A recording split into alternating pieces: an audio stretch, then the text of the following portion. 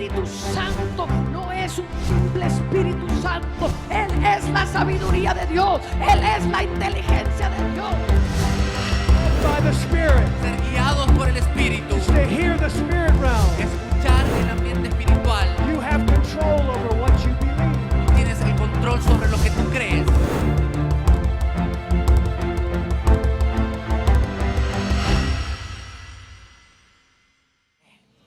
Cuando Jesús dice vivirá por siempre, tendrá vida eterna, no está hablando de que no nos vamos a morir. No está diciendo cuando te mueras vas a tener vida eterna. Está hablando de aquel quien es la vida eterna, que es el Padre.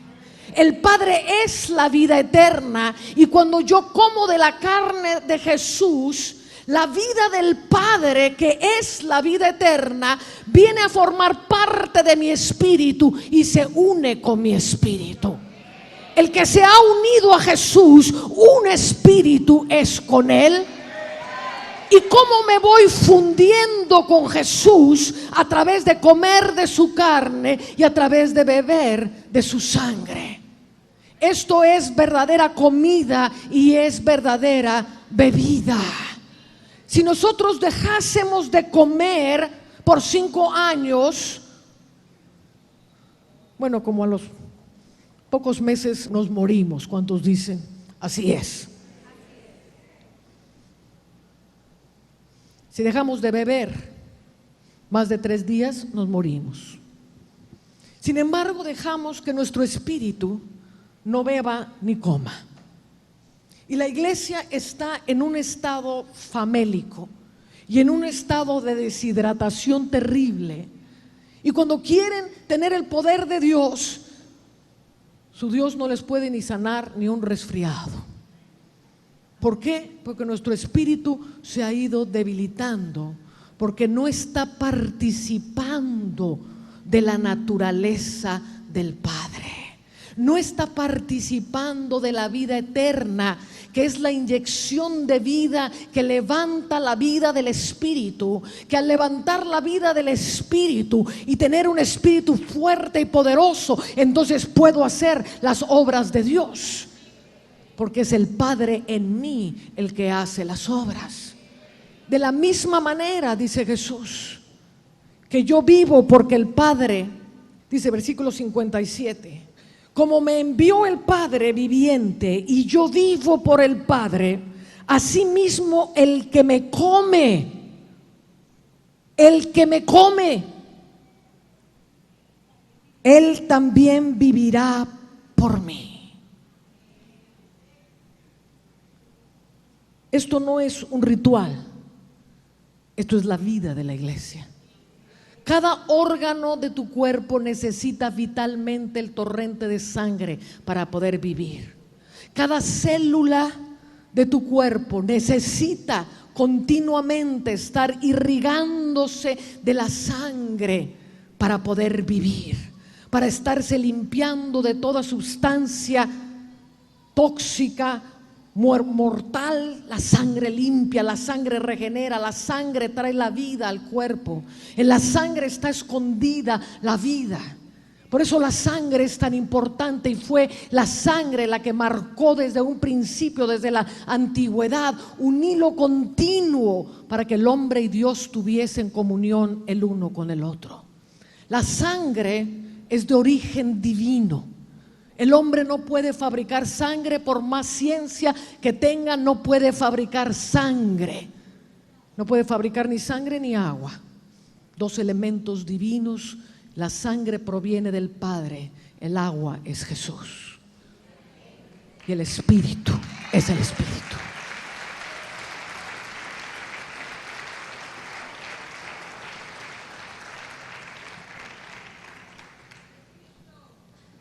La sangre del Padre contenía toda la vida eterna, toda la eternidad de Dios, todo el poder y la vida. El generador y el creador de toda la vida estaba contenido en la sangre del Padre. Ese es el elemento que desciende en el cromosoma divino dentro del vientre de María para unirse con el Zoe, con la vida humana de María y formar el santo ser que iba a ser el Mesías, formado de la sangre del Padre y de la humanidad de María. Cuando Jesús desciende al infierno para cuando Jesús es crucificado y luego desciende al infierno y para resucitar de en medio de los muertos, su sangre toma una nueva configuración biológica y ya no es sangre unida con humanidad, sino que es sangre de resurrección. Todo el contenido de la vida de Dios entró en lo profundo de la tumba de Jesús para resucitarlo de entre los muertos, y dice Hebreos 13 que es por medio de la sangre de Jesús que Jesús fue resucitado. Ven conmigo a Hebreos 13 y lee esto conmigo. Dice la palabra, versículo 20: y el Dios de paz, que resucitó de los muertos a nuestro Señor Jesucristo, el gran pastor de las ovejas, por la sangre del pacto eterno, os haga aptos en toda obra buena, para que hagáis su voluntad, haciendo Él en vosotros lo que es agradable delante de Él, por Jesucristo, al cual sea la gloria por los siglos de los siglos. Amén. Haciendo Él en vosotros. La sangre del pacto, la sangre de resurrección, entra y vivifica el cuerpo muerto de Jesucristo, lo levanta de entre los muertos, y ahora esa sangre es poderosa para hacer la vida que nos vivifica, para hacer la vida que hace que caminemos en su voluntad, haciendo lo que es agradable a Él.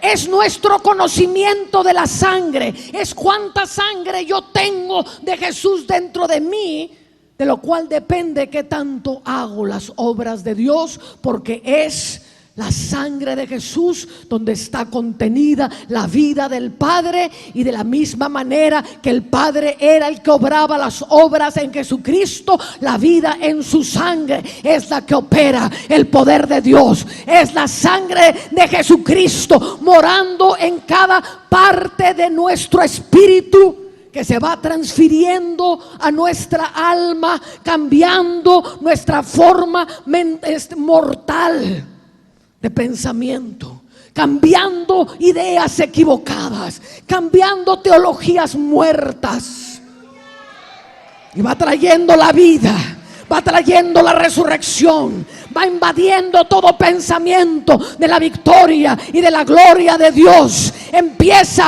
a unirnos en la comunión del conocimiento de todo lo que es Dios.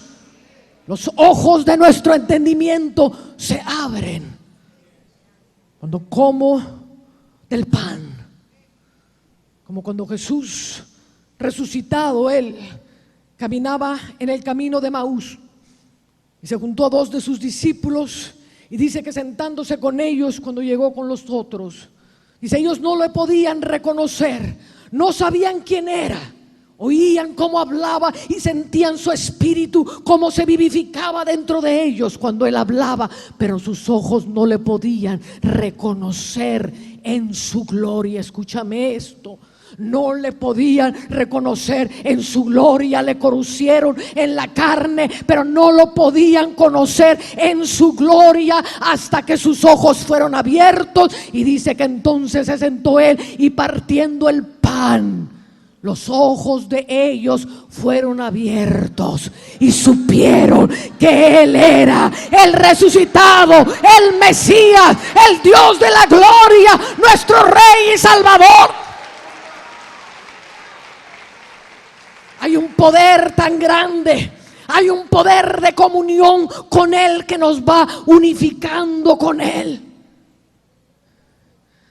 El diablo reconoce perfectamente quienes están sumergidos y bañados y nutridos por la sangre poderosa del Cordero, porque la vida del Altísimo circula en el cuerpo que se ha ido impregnando. Cuando bebo de su sangre en el espíritu, mi espíritu bebe la vida de Dios, que empiece a cambiar mis pensamientos, que empiece a capacitarme para toda buena obra, empiezo a tener la mente de Cristo. Y el alma vivificada por la vida de Dios empieza a invadir cada célula de mi cuerpo, hasta que cada célula de mi cuerpo ya no tiene sangre mortal, sino que ha ido impregnándose de la sangre preciosa de Jesús.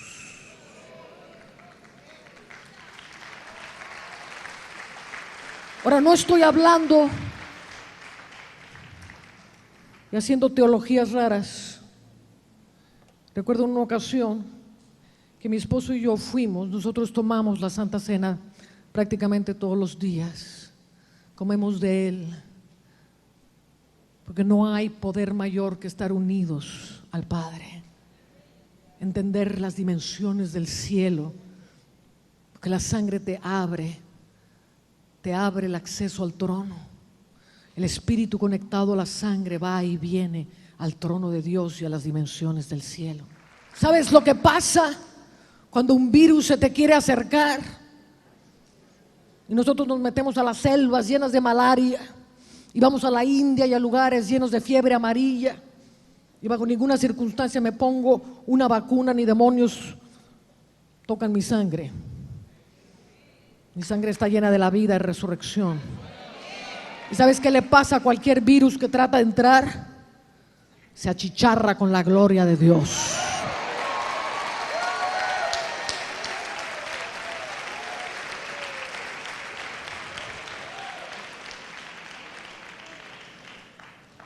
Hay tanto poder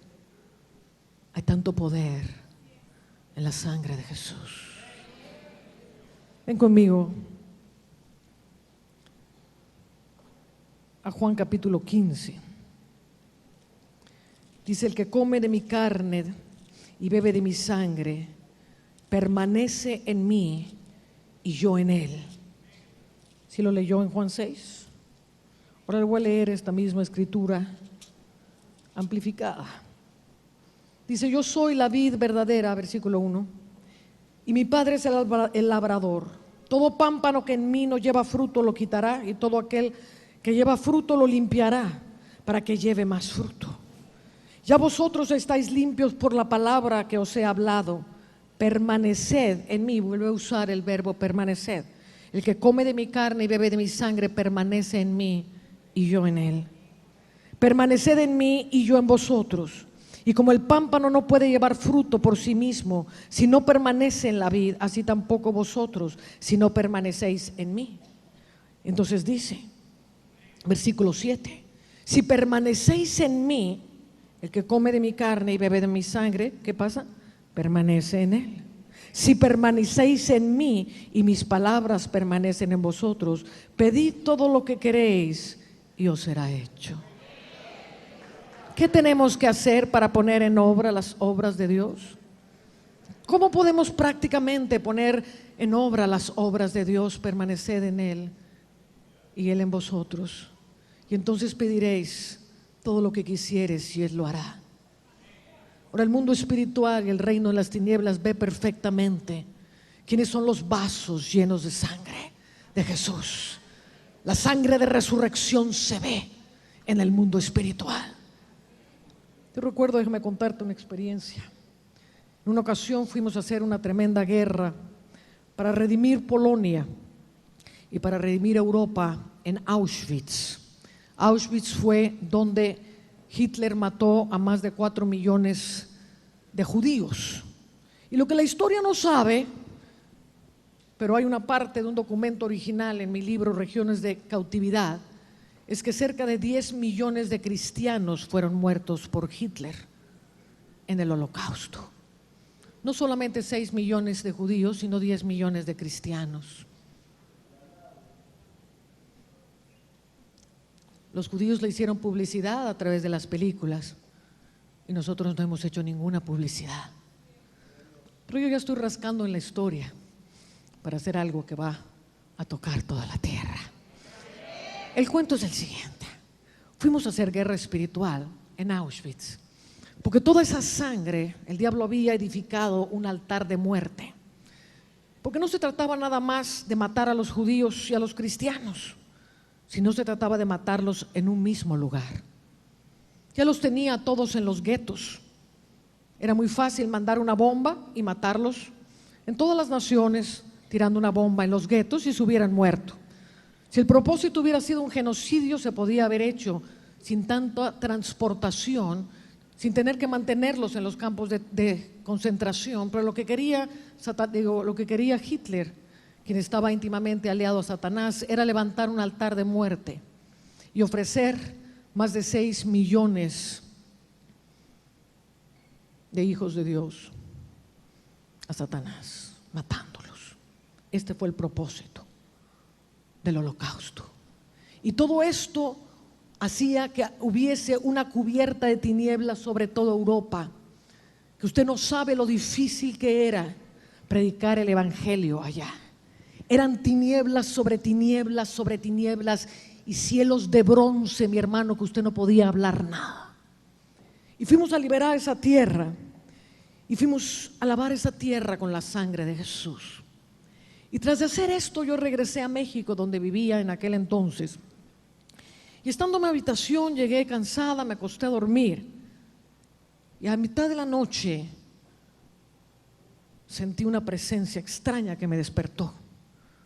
Y cuando abrí mis ojos, Satanás estaba delante de mí.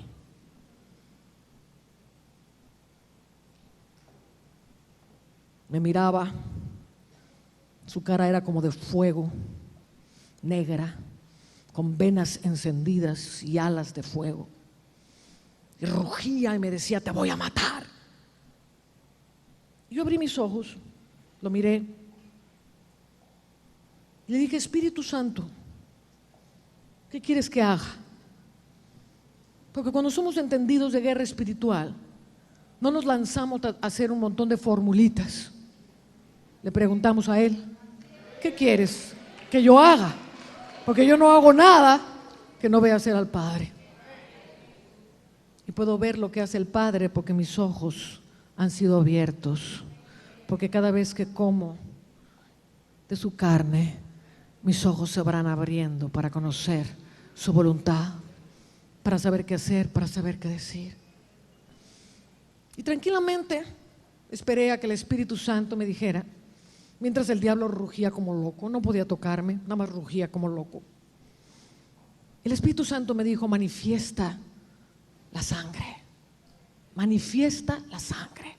No me dijo: ponte a pegarle de gritos la sangre. Me dijo: manifiesta la sangre.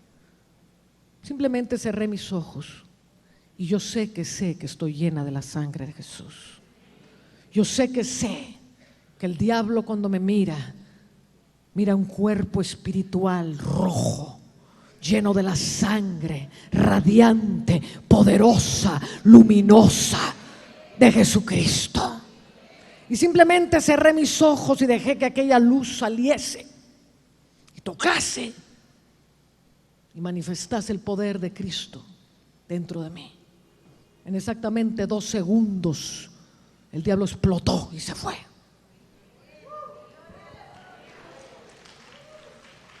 Escúchame lo que te voy a decir, porque esta es una llave. No es lo que decimos, sino desde qué posición espiritual lo digo. No es lo mismo decir la sangre de Jesús y no tengo ni idea qué cosa es la sangre de Jesús. Pues ha de ser poderosa porque pues es la sangre de Jesús, pero no sé más nada. El diablo sabe que no sabes más nada. El diablo sabe perfectamente lo que sabes y sabe perfectamente lo que eres y lo que no eres. No es lo que digo, sino desde qué posición espiritual lo digo. Y cuando llena de la vida de Dios, llena de la sangre de Dios, digo la sangre de Jesús, todo el poder de la sangre de Jesús sale de mi boca. ¿Me estás entendiendo la importancia? ¿Me estás entendiendo que esto no es un ritual? Esta es la vida misma del Evangelio. Esta es la vida misma de Cristo. Es la herencia que nos arranca del mundo natural y nos sumerge en el reino de Dios, donde todas las cosas son posibles.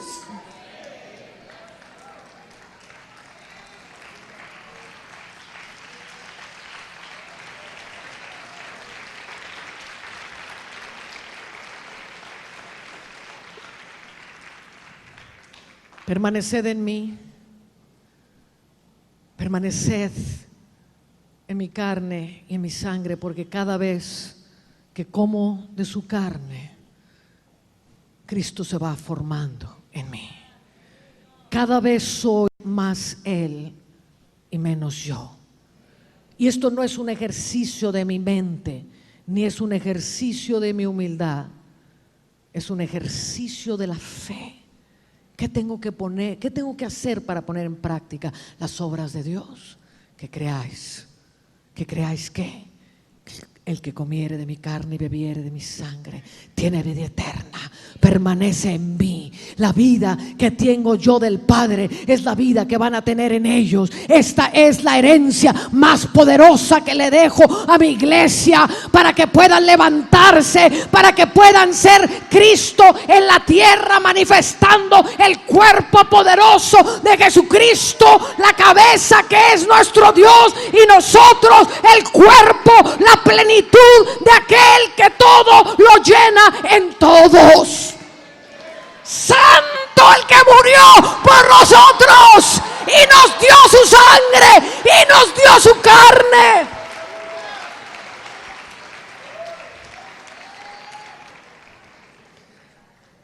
Primera de Corintios 11. Porque yo recibí del Señor lo que también os he enseñado, que el Señor Jesús, la noche que fue entregado, tomó pan, y habiendo dado gracias, lo partió y dijo: tomad, comed, esto es mi cuerpo que por vosotros es partido. Haced esto en memoria de mí. Ahora quiero que vea lo que sucede y lo que sucedía en la iglesia primitiva. Necesito un voluntario.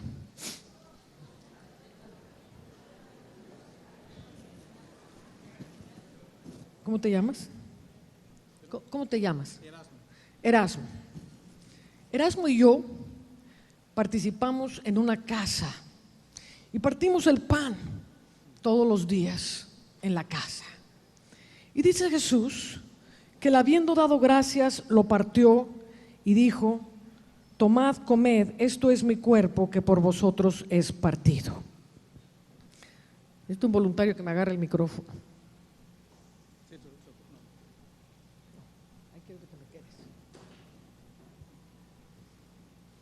Escuche estas palabras. Partió el pan y dijo: esto es mi cuerpo que por vosotros es partido. Mira cómo se parte. Mira el cuerpo de Jesús en la cruz, partiéndose.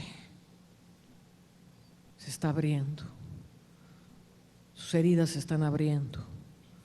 Se está partiendo. Este es mi cuerpo que por vosotros es partido. Mira, Erasmo, vamos a hacer memoria de lo que Jesús hizo por nosotros. Cuando su cuerpo fue partido, mira, en estas llagas están mis pecados. Están tus pecados, Erasmo.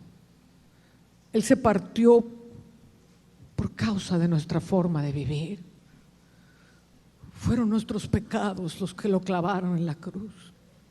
Erasmo, tú y yo tomamos los clavos y lo clavamos en la cruz.